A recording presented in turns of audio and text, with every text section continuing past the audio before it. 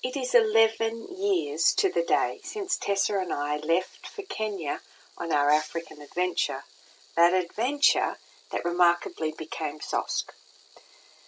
You were so instrumental in SOSK's formation, and as I have been reflecting on the last 11 years, I recall all the efforts that you have made to support both myself and those struggling in Navasha, and I just wanted to say thank you again and let you know where SOSK is at in these strange times.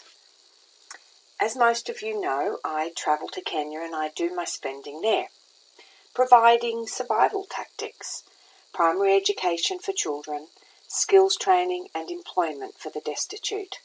With these skills and the confidence that comes with achievement, I hope that the women and in time the children will be encouraged and determined to pass on that knowledge, that confidence and that wealth, and in so doing build a stronger community. SOSK's major projects are the provision of a training centre for the women to learn and become self-sufficient, a school in the slums, a clean water program to provide water filters and hygiene education for the most needy. We have grown beyond anything I could ever imagined, well, up until now. Both my planned trips to Navasha this year were cancelled. I feel rather lost without my dose of Kenya and the community that I feel so close to. Thank goodness I am able to be in regular contact with Navasha and so hear the latest news. COVID-19 has not had the visible impact in Kenya as it has in the developed world. In many Kenyan communities, and in fact I would say in most Kenyan communities, death is commonplace and you learn how to cope. COVID is just another disease to add to the list. I'm so glad that I was able to run the hygiene workshops last year. The practical lessons in hand washing and disease transmission now even more relevant. My partnership with Life Beats Kenya is still humming. Minlin has always been quick to capitalise on an opportunity. She began sewing cloth masks back in March and has been able to fill the training centre with trainees to complete mass orders for hospitals, workplaces and individuals, a terrific money earner at a time when the usual orders had dried up.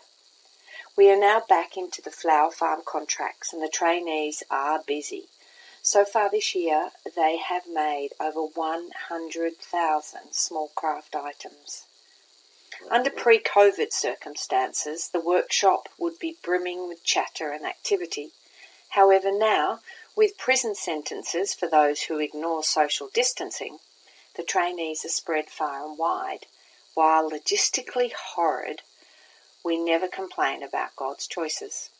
This situation has renewed a relationship with a pastor, Pastor Godfrey, who has built housing for young destitute mothers. These girls need work skills and a bank balance to re-enter society in the future. That's what we provide in the training centre. Incredibly, the building is located within walking distance, close enough for the mothers to manage babies and work. My other projects are on hold, while I'm frustrated knowing that there are so many families in the slums, families who need schooling, water filters and the hygiene education. I have to remind myself that those numbers are not going to change anytime soon.